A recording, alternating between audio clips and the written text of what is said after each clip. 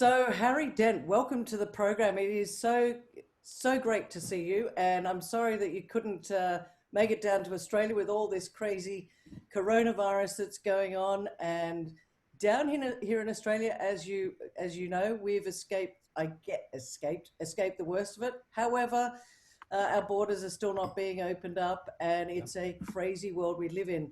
But you've been talking about a lot of what's going on in Australia, and I wanted to have you on the program today to just. I'm very passionate about waking people up and letting them actually understand, because I think that there's a lot of complacency and a lot of people kind of saying it'll be okay, especially, you know what Australians are like. We always just turn around and go, she'll be right, mate. So I'm gonna hand over to you because this is really interesting because of the way you look at the demographics of what's going on, and I know your thoughts about real estate in Australia. So let's start off with some of your views on what's going on, and has the coronavirus been the catalyst to push this forward, or was it always going to happen? Yeah. I mean, I look at the virus as what I call the perfect trigger for a debt and financial asset bubble crisis that's been building for years. I mean, it started with the GFC. When the GFC got as bad as I predicted it would be, like a depression, central banks just decided, well, wait a minute, we can't have that. So they just started printing infinite amounts of money. You know, everybody printed in 2009. And then Mario Draghi and the ECB in Europe took the lead in 2011 and 12 with the Greek and Euro crisis. And then Japan, who had been in recession forever, who had a bubble burst in the early 90s, way before any of us. And I was the only one in the world that forecast that. When Japan was at its height in 1989, I said, sorry, folks, they're at the top of their whole baby boom spending cycle. They got bubbles in real estate, bubbles in stocks, and they're going to crash in the 90s while everybody else has the greatest boom in history. People thought I was a certifiable idiot.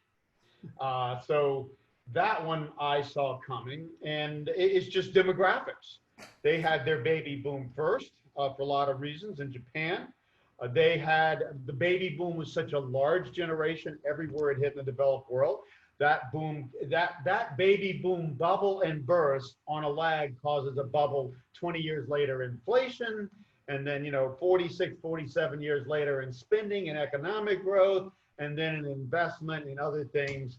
And so these are predictable things, the size of the baby boom, which countries it'll hit, where, yet nobody thinks that. Economists don't study demographics.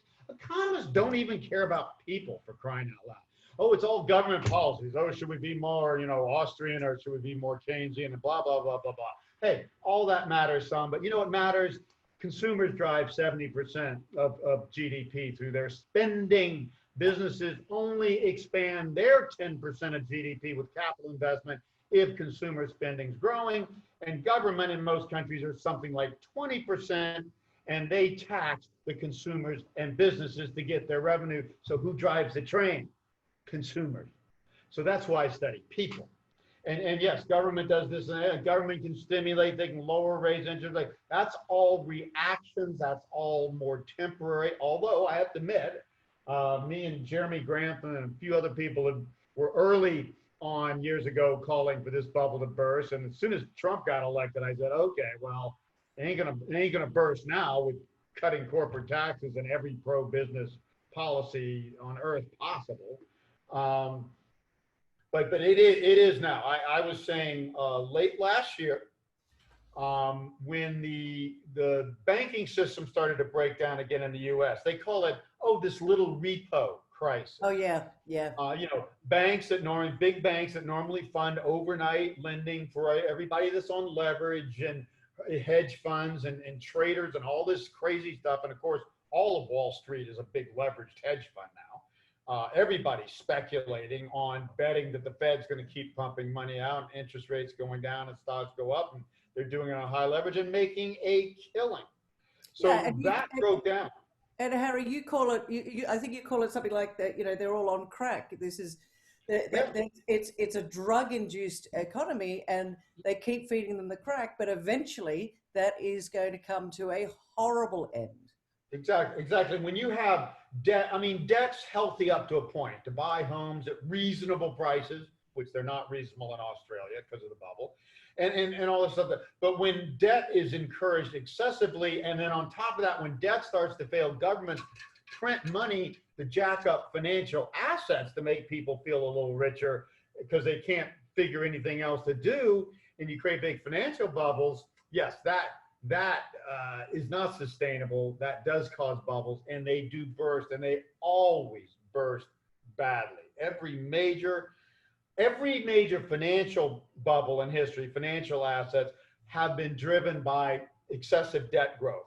By the way, I mean 4 times debt growth in China and almost that the last 20, 30 years in Australia compared to GDP. You can't grow debt a lot faster than GDP without getting into a debt and a financial bubble crisis. And so yeah, this excessive debt and asset prices and money printing is a financial drug. It gives you better performance now. It costs later. Just like taking heroin or crack or alcohol or God knows many things you can do that'll make you feel better or even perform better now. People think they can fly off of roofs when they take enough crack. That's short. But it costs the health of your body. And the only way to get off such a habit is detox. Yeah. Detox means you have to get the bad stuff out of your system. Detox is a deleveraging of debt, deleveraging of financial asset bubbles. The last time this happened on a big scale in the world was 1929 to 32. And you know what? Every time I bring that up, oh, Harry, that'll never happen. Central banks will never let that happen. Oh, that was history. Oh, we're smarter now. No, we are dumber than any time in history. Nobody compares to what central banks have done to print money to blow away a crisis instead of actually restructuring companies and debts and jobs and all of the hard work you have to do when you get out of balance. And even Warren Buffett thinks that all of this is okay. Warren Buffett is an idiot on this. Do not listen to him. I'm serious. I don't care how good a stock. Oh, you know what? He's not even that good a stock picker in the last 20, 30 years. By the way, he made most of his money and has leveraged off that since the 70s and 80s. So this is something that's happened in history. All the trends that helped it build up are predictable. All the consequences, at least at some point, from trying to avoid it, the easy way out, i.e. taking more crack or heroin to keep from coming down rather than going to detox and getting healthy again, are also predictable. Now governments have lost control. It started with the repo crisis in late 2019. They called it a little crisis, Carrie. The Federal Reserve in the US had to print $765 billion in about 5 or 6 months, you know, more than they'd ever done QE at the peak, just to stave off that crisis. And then the virus hit. And now they've printed, guess what? $3.45 trillion in less than a year, almost as much as they printed in the entire 11 years grand, you know, QE experiment. And that's exponential. This bubble's so big, they have to print exponentially more, and it's going to crush them. In 5 weeks, the world lost just in stocks, not real estate, not bonds, and all the other financial assets, $25 trillion. You know, that's more than all the central banks printed over the last 11 years was taken away in 5 weeks. And people think the central banks are in control. Good luck. I love you opening people's eyes like that, but here's what I'd like to ask you. We look back at 29 to 32, they weren't doing the money printing at that point. Now, right now, there is so much on the agenda that can't they just keep, you know, let's call it a bubble. Let's, you know, call it the biggest bubble of all time. This could, in fact, keep going. Asset prices go to the moon. They keep printing money. I now call it funny money because, quite frankly, it is out of control. It is funny money. So could it, you know, it would kick the can down the road is the expression people use, but could it keep going for so much longer, whereby, you know, to buy a 1 bedroom unit in Sydney is going to cost, you know, a couple of $1 million, but no one cares because, hey, it's funny money and it really doesn't. And it all goes And no digital. matter what you pay now and mortgage yourself, it's going to be worth more a few years from now, like it has in the last 30 years. And therefore, yeah. No. Yes and no.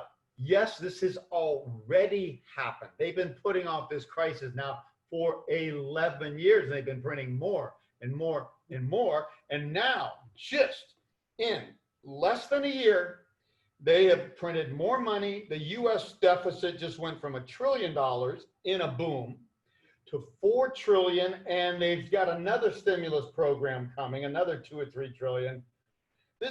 Japan is committing 20% of their GDP to stimulus, money printing and stimulus, fiscal stimulus, and another 20% to loan guarantees and free loans and stuff. I mean, okay, so you got to print 40% of your GDP just to get your GDP to grow 1 or 2% a year for a few years. There's a point where you have to print so much that it blows up. There's a point to where real estate gets so expensive in Australia or Shanghai or Manhattan or South Beach, Miami, where I used to live before I moved to Puerto Rico. And by the way, for a beachfront condo in a first world city in Puerto Rico, I'm paying 1/4 of the price of what it would have cost me in Miami. 1/4.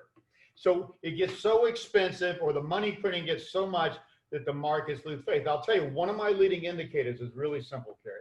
The smart money. We have an indicator in the States called the Smart Money Flow Index.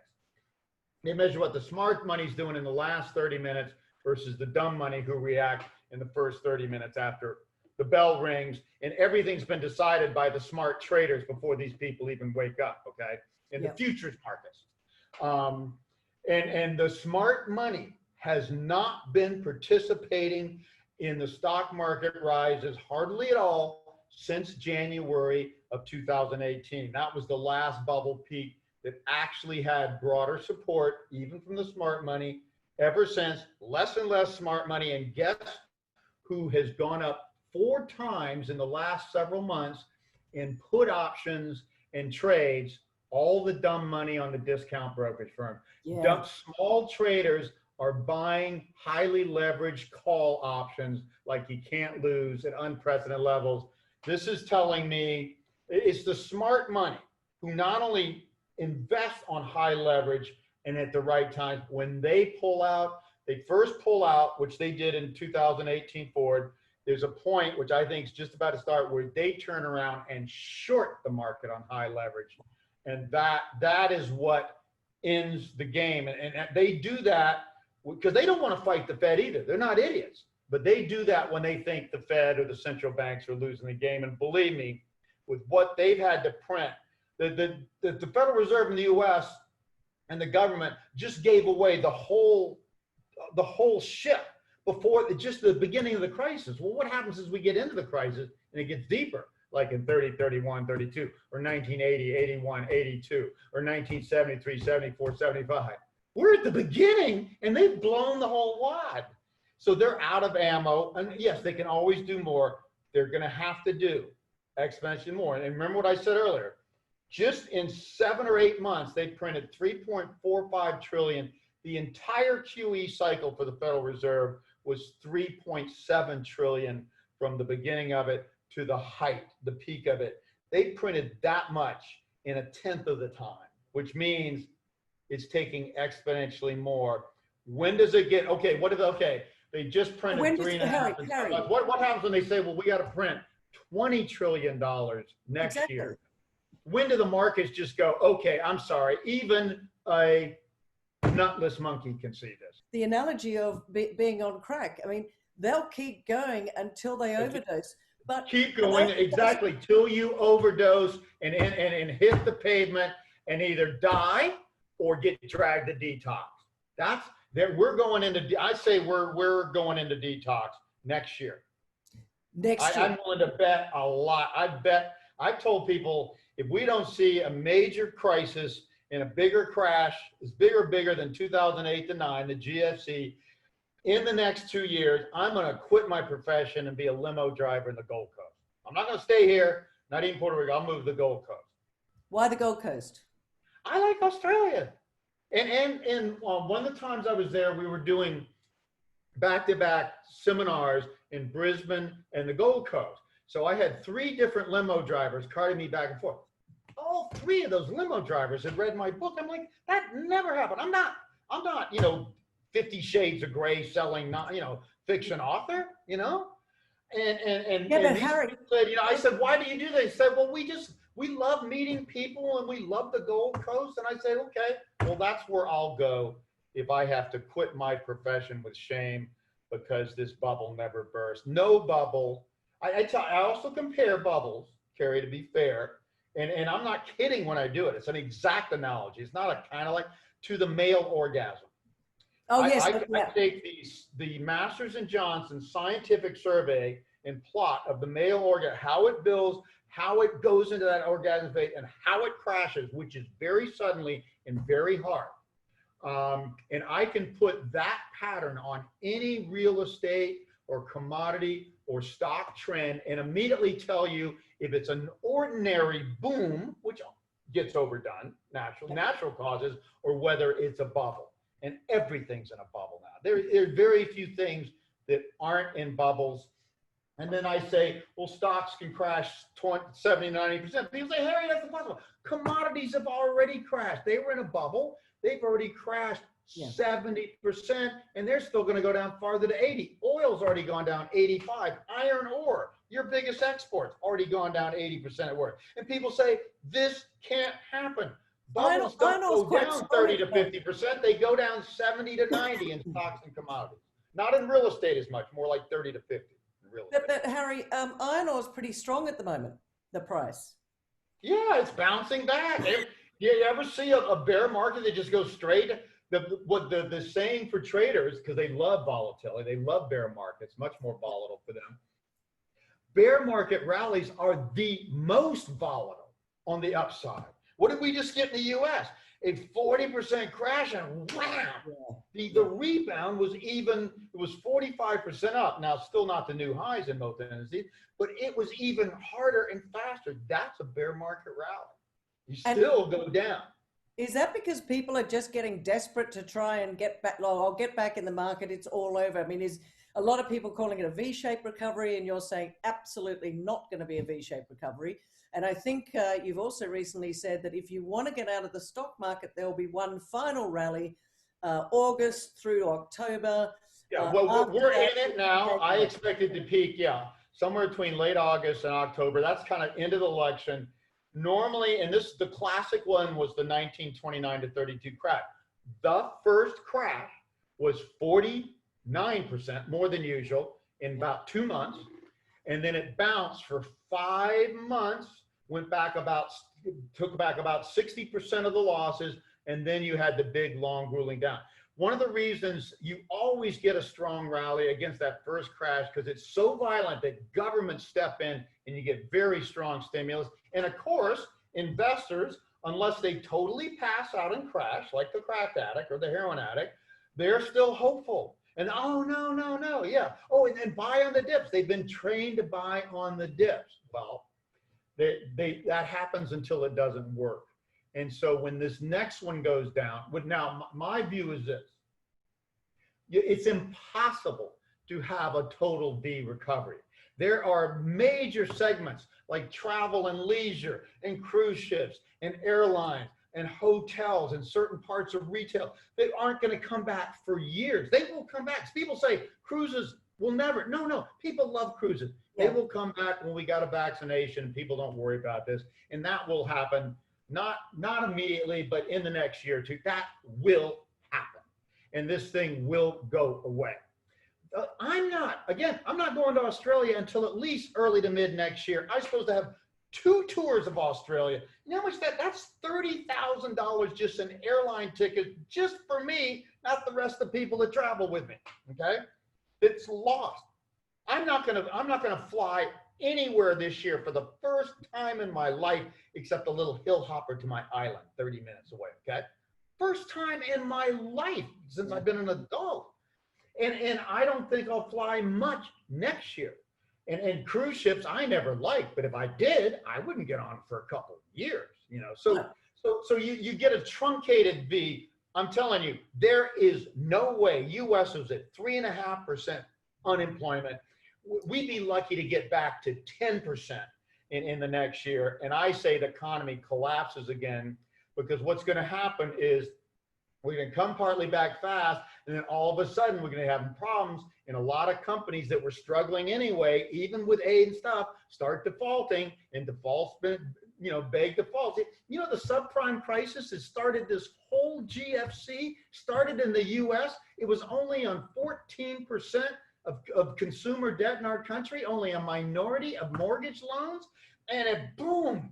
Because once those defaulted, then everybody started looking at all the bad loans and bonds, and then they started interest rates going up, and they started defaulting, and they had all these packages tied up of CDOs, collateralized debt obligations. Oh, they're so diversified, you never have to worry about many going wrong at the same time. Well, they did, and then those blew up. Those were AAA rated, insured by, guess what they were insured by?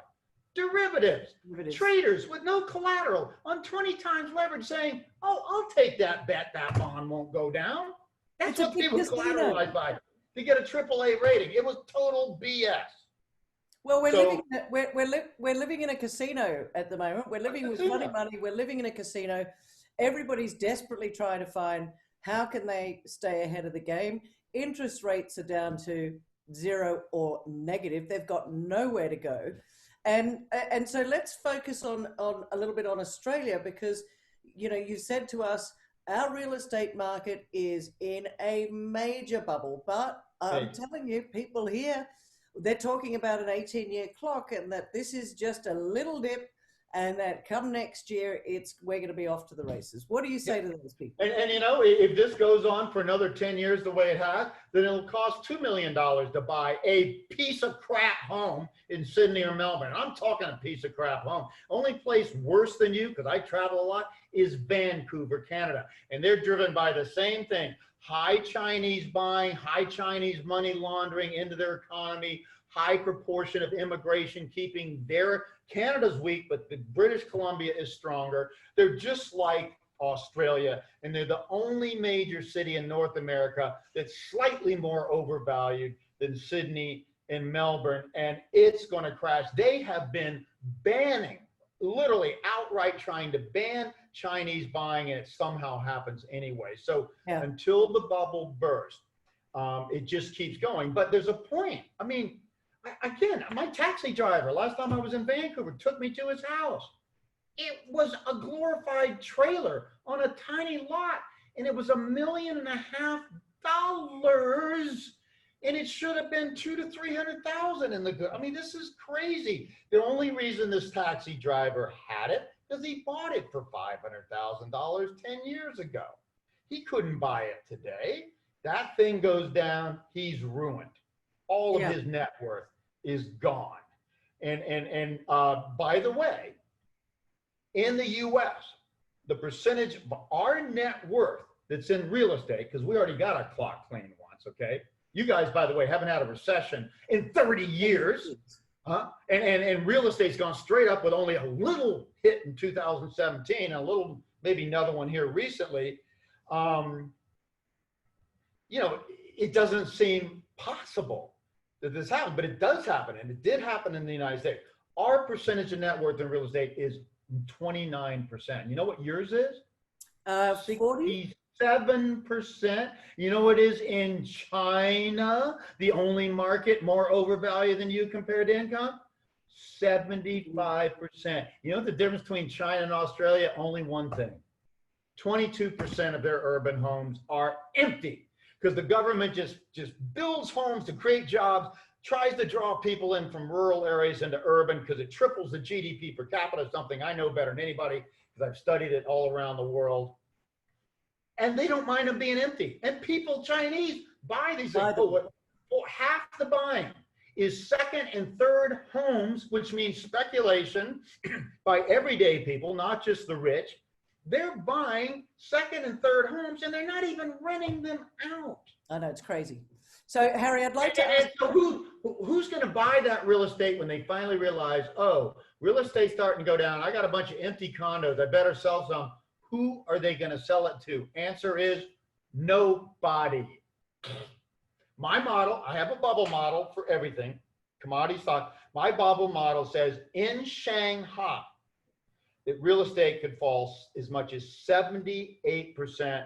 That almost never happens to real estate. It says 20 to 50 in different parts of Australia. It says 40 to 50 in the US, and we're not as overvalued as you, and we already got clocked, okay? But we have worse demographics. We don't have all these bright young Asians constantly flooding our economy, smarter than us, spending more money than us, and all that sort of stuff. And by the way, you guys are losing that immigration really quick, as you know. I think Chinese, the expectations immigration is going to drop 85% the next year in Australia. And Chinese interest in real estate, just from April to May, inquiries dropped 65%. They're driving the leading edge of your real estate market. They're driving your demographics. Australians aren't having any more babies, white toast babies, than we or Europeans are, okay? You just have more, but better than more, you have better immigrants than any of us do. You have the immigrants that nobody in the world complains about, Asian immigrants. Harry, right now, you look at demographics a lot. Yeah. I'm looking at it and saying, you know, we've got very much the haves and the have-nots. The middle class is disappearing. Social unrest, even here in Australia, there's an underlying social unrest coming out. I'd like to ask you your views about, is that going to become an even bigger issue? Because I know it's a big issue in the US. It's certainly getting to be an issue. It's not a big issue yet, right? And secondly, given what you've been saying right now, what is your advice to people like myself? What should we do to protect what we have, given what you believe is coming down the line? Well, first of all, answer the United States, absolutely. If we have this much political polarization, our red-blue divide is as bad as the Civil War in the 1850s, you know, coming into that. If it's bad in a boom, how bad is it going to be when people are suffering and there's super high unemployment and all this sort of stuff? The blues are going to blame the reds are going to blame the blue. They're going to hate each other even more. I moved to Puerto Rico, an island in the Caribbean, which is a territory of the U.S., has all the U.S. Social Security and stuff, and rule of law and all this sort of stuff, favored trade. I didn't move here because of the tax breaks, and they're very substantial. I moved here to get away from Trump America, this political polarity. Puerto Rico's been in a recession for 14 years, and they don't have substantial civil unrest. So this is going to get very dramatic. And I'd say most so in the United States. We have, like I said, I can see it building in Australia. It's building in Europe, everywhere. But I'm telling you, it's the worst in the U.S. So I am very happy to be sitting in Puerto Rico watching this happen. And since I don't plan to stay there forever, I'm 67. And one day my doctor's going to tell me, Harry, you got to move back to Miami so you can be down the street from the Miami Heart Institute. You know what I mean, Harry? So what I'm going to do when this bubble bursts is I'm not going to buy in Puerto Rico. The demographics and future are not as good. I'm going to buy a top-end condo, 70% off in Miami. Miami was one of the 3 biggest bubbles to burst in real estate last time. It's a real bubble city because Miami's got nothing but real estate agents and good weather. They got nothing else. They got no major industry, no Silicon Valley, no Hollywood, like, you know, places like California. So what we see is, and this is hard to grasp because it only happens once every other generation, once in a lifetime. Actually, 90 years is the best correlation, 1929 to 32 crash. Yeah. We have this big bubble in everything. Bonds have been in a bubble. Bonds have been going up in value since inflation dropped from unprecedented high levels, 16%, down to 0 since 1981, a full almost 40-year bull market in bonds. ever since 1983, unprecedented bull market in stocks, extended an extra decade by financial. It would have been over in 2007, and it was starting to be over until they printed all this money.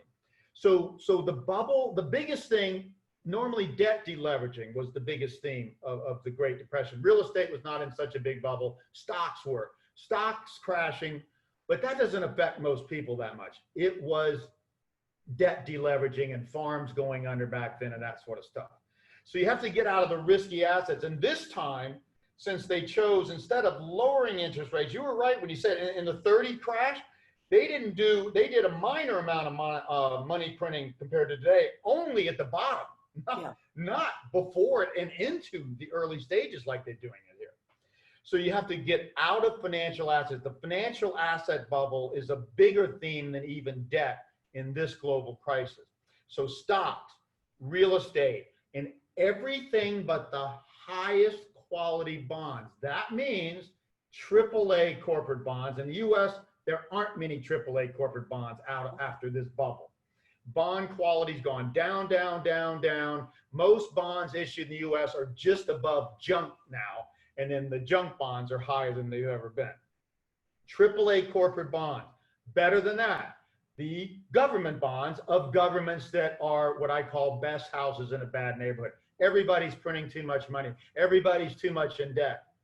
US, between the major powers, without a question on every measure, from money velocity, the quality of money investment and payback, from demographics, from debt levels, and everything else, US, and money printing. US has printed a fifth of what Japan's printed compared to their economy.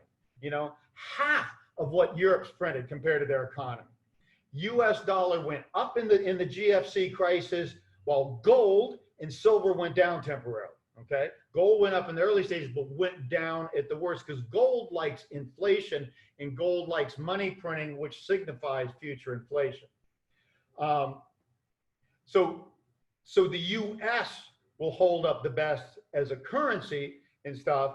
So I like the US Treasury bonds, 10 and 30, in the recent 40% crash, which was just the appetizer for the main course coming over 2 years, starting later this year, which will be a much deeper, longer crash with a lot of deleveraging and debt restructuring and bubbles bursting. Guess what went up? The long-term Treasury bonds in the US went up 24% while stocks crashed 40. Gold went up a little at the beginning and then went down 12. So it was down net, but gold held up better than any other safe haven. Bitcoin got cremated, worse than stocks, and I predicted that. Bitcoin's just the biggest bubble at the late end, like the internet stocks were at the late end of the last tech bubble. But the surprise, and this was a surprise to me, Carrie, investment grade bonds, like AAA down to triple B, okay? Not junk. Those went down almost as much as junk bonds because the virus hits major industries so hard. If you've got a high rating and you go through an ordinary recession where GDP goes down, stocks go down 20 or 30% and GDP goes down 5%, hey, you'll do great. When you're in an industry where sales drop 50%, 80%, or airlines 90%, you're a junk bond. I don't care what your credit rating. So that's what happened, the investment grade bond. So next time what I'm going to tell people, okay, and right now the interest rates on these high quality government bonds, Australian bonds, I like also. Your currency's been beaten back down only because it was way high. It's back down in the normal 60s, 70s, and 80s, where I said it would go back when it was over $1. And you have the lowest government debt of any major developed country, 40% of GDP. It's 106 in the US, it's 260% in Japan, and a lot of other people are over 100%. Your big problem is real estate and your consumer debt, and the bank exposure, 75% loans to real estate. So you get out of risky assets, you get into the highest quality bonds, AAA corporates, but even that, I would start with the Treasury bonds and the Australian government bonds, okay, long term at the beginning. And as we prove that, say, the virus doesn't come back and have this secondary effect of just massive shutdown, which I don't think it will. US is the worst house in that one case. And even we're smart enough to learn a little bit. Well, South America's not doing too crash hot at the moment either. No. I mean, but you know, I hate to say it, they don't matter. yeah, No, nobody cares about Brazil. Nobody cares about Turkey. good point. You know, even India. China is the preeminent emerging country, and it's going to go down the hardest, by the way. Well, let's talk about China and India, because here in Australia, of course, our trading partner has been China for a long time. We have relied a lot on China. It's getting a bit wobbly at the moment, Harry. It's starting to, like, there's a lot of, I guess, diplomatic channels being opened and closed. What about, you know, India has got almost the same population. We don't talk about India. Is India going to be the next one cab off the rank, I guess? They seem to be fairly quiet at the moment, except for the fact that there's a bit of a challenge between China and India. First of all financial assets, stocks, and the bigger the bubble, the bigger burst, the most bubbly real estate. Look, 2/3 of the United States is not that bubbly. It's all our coastal areas. You are all coastal. You are all bubble. Adelaide and Perth a little less, only because Perth's had their ass kicked by the commodity crash in a more reasonable, and Adelaide because it's boring. Well, boring places are a good place to own real estate and when a bubble bursts. Greater the bubble, greater the burst. Australia, my challenge to anybody listening to this, whatever you own, office building, your house, your vacation home, your trailer, what was it worth in 2005? Yeah. That's my best target for where it'll go back. That's just, first of all, that's only 15 years back and a whole glorious real estate bubble that's been going for decades and decades, okay? That's going to shock people. It is going to be 30, 40, 50% for most people, and some more in high-end stuff. So you get out of the bubbly stuff. The countries, China is the epicenter of this bubble, like the US was in the roaring 20s bubble. It was a global bubble in stocks and things, and in debt and stuff. US was the up-and-coming emerging country like China today, catching up with Europe. And in World War I, when they were fighting, we took over all their markets. World War I was the best thing that ever happened to us, and we only came in at the end, you know, and got some casualties and expenses. So the US was that. We were the epitome. We had the biggest crash. China has expanded world GDP more than any other country, grown 10, 12% at height when we're growing 4 to 5% at height in the US. They have the highest, they have 3 times the total debt ratios of most emerging countries. 3 times. They have as much as the US in total debt in their emerging country and don't deserve that. They have the 22% empty economy. They have the biggest real estate bubble, the most overvalued, from Hong Kong at 22 times down to Shanghai and Beijing at 15, 16 times. I mean, they make Melbourne and Sydney look cheap compared to income, okay? And Hong Kong's just crazy. So the bigger the bubble, the bigger. China is kind of the last to go down because they have so much government control and that they constantly play whack-a-mole. Oh, real estate's getting to, encourage people to speculate in stocks to offset that. Well, that's why they had a big stock crash in 2015. Everyday people crying on TV, lost their fortune speculating in stocks, encouraged by the government because they wanted to take some heat off the crazy real estate bubble. So real estate will go down the most there. 75% net worth in real estate.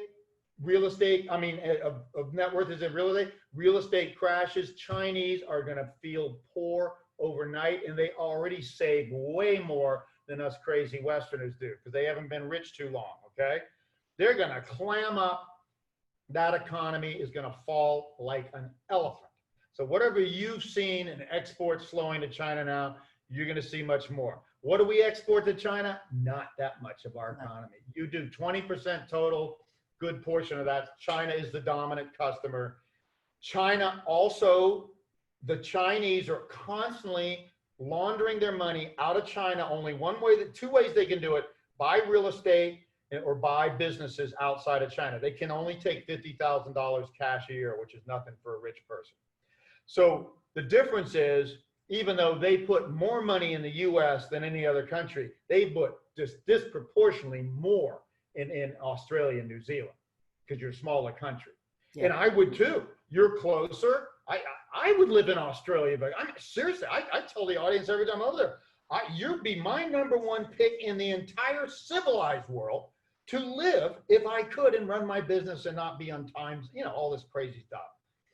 And where do I like to vacation? Southeast Asia. I go to Southeast Asia, I get the same jet lag when I go to speak in Australia. It's horrible. So, so China is going to go down the hardest. India is the next China. India is not as poor as people think. They're just still rural. India is 34% urban. China is now up to 60. China went from 20 to 60 in the last 3 decades, faster than any country. Wow. That's how they got rich, but they did it too fast. Right. India is the opposite of China. India has been urbanizing at a snail's pace. They underinvest in everything. They don't have a capitalistic point of view until Modi came along, and there's mixed opinions on him, but all I can say, he's better than what they had before. Yeah. India will take less of a hit, although a big one. Emerging countries almost always go down more than developed, as they did in the GFC. India is going to come screaming out of it. India is going to be the next China. When China falls, it's going to take longer to recover, because why? They've got enough empty factories and enough empty real estate never to build another damn one for 10 or 15 years. And they're going to get hit the hardest. And foreign investment in China is going to, and they're going to clamp down, they're top down until they get overthrown. And I'm hoping this crisis is big enough that those damn bastards get overthrown. China's government is the Darth Vader of the world, outside of the very worst Kim Jong-uns and whatever. Yeah. They are a top-down government who only keeps their people happy by creating jobs, by building stuff for nobody, which is not a good strategy in business. Anybody has a business, try to build stuff for nobody and have a lot of capacities and debt that you can't fulfill with your sales and see how well you do. That's China. They've been doing it because they keep controlling it and pumping up. When this thing falls, they will be the hardest. Japan, another indicator I have that proves that. Simple. Money velocity. Higher it is, the more productively you're investing and reinvesting your money. Oh, and you can only reinvest if you make profits on the first investment. How about that for accountability? China has the lowest money velocity in any of the major country in the emerging world. India's is 1.4, China's is 0.5. Miserable. What?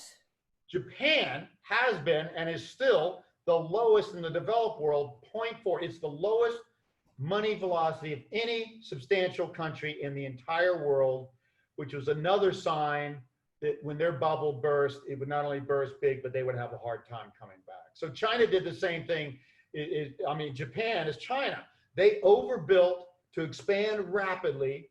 And then when the bubble came down, it was just devastating and they never came back. And Japan has the worst demographics in the developed world. Guess who is the first emerging country to already have peaked in their consumer spending demographics and workforce growth? China. In 2011. It's down steadily from there. Yeah. And the worst part of this, Carrie, is something nobody sees. It's even worse. The very people moving from rural to urban areas for these jobs to build stuff for nobody at the worst wages when they're not citizens and choking on the pollution and traffic, these urban migrants are turning back and going home. Urban migration has turned negative since 2014. More people are going back home to rice paddies rather than toughing it out in overpriced, overpolluted cities where they are seen like illegal immigrants are seen in the United States. You're scumbags. We don't really want you here, although, by the way, we need you. Same problem we have with illegal immigration here. We need these people because nobody will do their jobs, yet we think they're scumbags and we don't like them. That's what these urban migrants are in China. So they're unhappy, they're going home. So now China used to be building stuff for nobody, but we'll need it in the future. Now those people are not going to even be there in any reasonable future. So that's why China is in a trap. I'm telling you, China's going to go down as the worst managed government in history. And I love it because China needs to grow up, join the real world of wealthy nations, which they're not yet, except in their best cities, and be a democratic government with some capitalistic constraints and balances and accountability. Xi They're Jinping's not not. going to let that happen. It's a communist country. It works on different rules. It's going to happen when they fail so badly Yeah. that they're embarrassed to death. You know who else is going to Yeah. fail badly here? Who's gone total nuts? Central banks. Central banks are not going to have to be removed and curbed. They're going to be embarrassed out of existence. They're going to fail horribly badly and horribly visibly. We did not have a central bank for 7 decades before 1913. That's mean. And without quantitative easing, just with constant interest rate stimulus, okay? Yeah. They caused within 20 years the greatest bubble in history at that point and the greatest depression to follow, to deleverage and detox that bubble. Yeah. 20 years. It took the central bank to blow up something that would have already been a boom into a debt bubble and then have it crash worse than history. What they did then and now is not comparable. No, they're on this different. This is going to go down as a monetary experiment, and they call it experiment. Yeah. The only right thing they say about it is going to fail so miserably, nobody will ever think about doing it. Until 2 generations from now. It takes that long to forget. That's how long it took us. Bill Clinton came into office in the 90s and just suspended all those Great Depression policies. Said, we don't need these. We don't need to separate different parts of financial institutions and banks. We don't need to market the loans down to market. We don't need to do all this stuff just in time to blow up the next bubble. We do it every time. Harry, this has been a fascinating conversation, but one of the things that and do you know what? I'd love to have another chat with you in the second half of this year and see where we're at, if that's okay with you. But before the U.S., I'd say late August or so would be a good time. So we get closer to when I think we can figure out when this stops. Again, the good news, you do have months although I think stocks are getting ready to take a healthy correction. You probably have towards late summer to get out of stocks. And real estate, you got to look at it now. You don't have to sell everything, but when you look at those 2000 prices, if that makes you upset, then and you do think you want to sell something, which I highly advise, everything you don't really need and love, you got to work on real estate now because that takes longer to sell. And real estate tightens up. If I'm late getting out of a bond or stock, I can still execute the trade in a second. Try selling a high-end house once the bubble starts to crack. Very hard. Yeah. So although the industry down here is, all you hear about is selling stuff over reserve, but that's a whole other conversation. Harry, let's talk about a couple of things. You were coming down here in May. Clearly, coronavirus has changed all of that. Now, you have a fund that you're launching. Let's talk about that for a minute.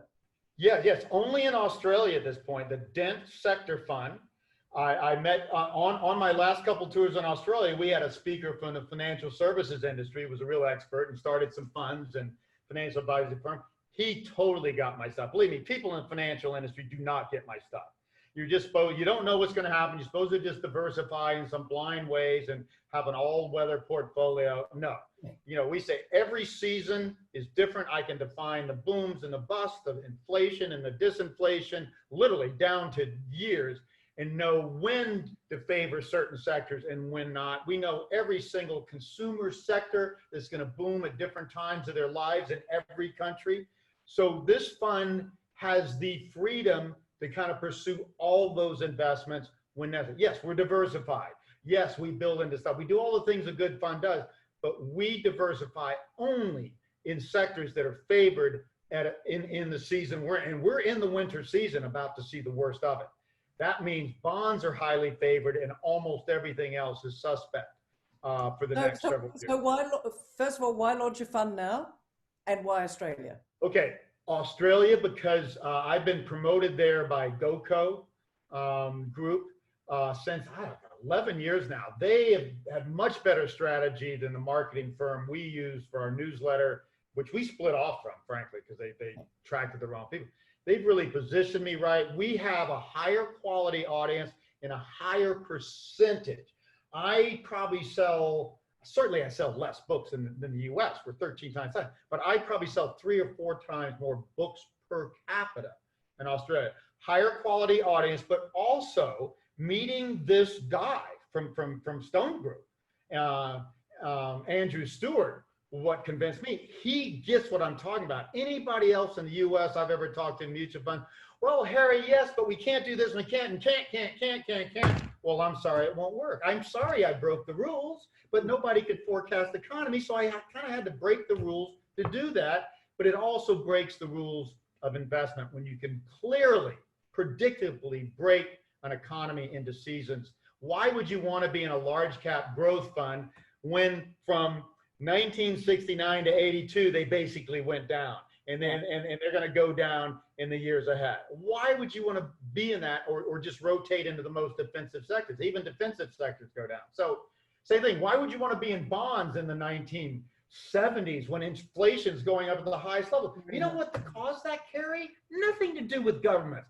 Baby boomers, largest generation in history, entering the workforce at great expense to raise them and incorporate them. I've got one indicator for inflation that beats them all, has nothing to do with government debt, deficits, money printing, or anything else. It's just people entering the damn workforce. Productivity and velocity. Predict that. And we're never going to see inflation like that in the developed world. Never in our lifetime. We're also never going to see a boom this big. Australia has somewhat of a chance in the next one. US and Europe have no chance of seeing a boom like 1983 to 2007, just because of demographics. So again, we let the fundamental projectable demographic and cyclical trends drive our fund, and we will go where that goes. We will be a large cap growth fund when stocks are favored. We will not be committed to stocks, except for certain exceptions, when they're not, and so on. So it's a unique fund because I found somebody that understood it. Otherwise, I could not launch a fund this unique. And I have and continue to consider Australia my best audience. We're going to start this in Australia maybe 5 years from now, or 4 years. We'll bring it to the US and Europe. We're starting in Australia. And you also have the best economy. You're going to come out of this. You're going to get hit by your real estate crash, particularly, and the banks. But your demographics look like an emerging. If I looked at your chart and didn't see Australia at the top of it, I'd say it was Southeast Asia or India. That's how good Australia is. So you're also the best positioned close to Asia, where all the action is going to be. The next boom is going to be all emerging countries. Developed countries are flat at best, declining at worst, like Japan's already shown. Australia and 4 other small countries are the exceptions that have millennial generations that are substantially larger and will grow closer to an emerging country. So Australia's also got the greatest opportunity to come out of this downturn and roar. Harry Dent, it's been an absolute pleasure. If people want to have a look at the Dent Sector Fund, is it dentsectorfund.com? Yeah, dentsectorfund.com. You can get on our waiting list. I'm actually putting out an update tomorrow. I do that about once a week or so to the people on the list. We're going to come out sometime in July. We'll let you know in advance so you can be ready if you want to get in. Getting into this, you need to get into this fund before that next crash, the main course sets in later this year. So you can get in early. We'll keep you updated. And boom, it's real simple. And you'll know what's happening. Then you can make the decision at the time. But just get on the list. Doesn't cost you anything. Harry Dent, an absolute pleasure talking with you today. Thank you so much for joining us. And we look forward to talking to you again in August. Let's have an update then. Okay. Thanks, Karen.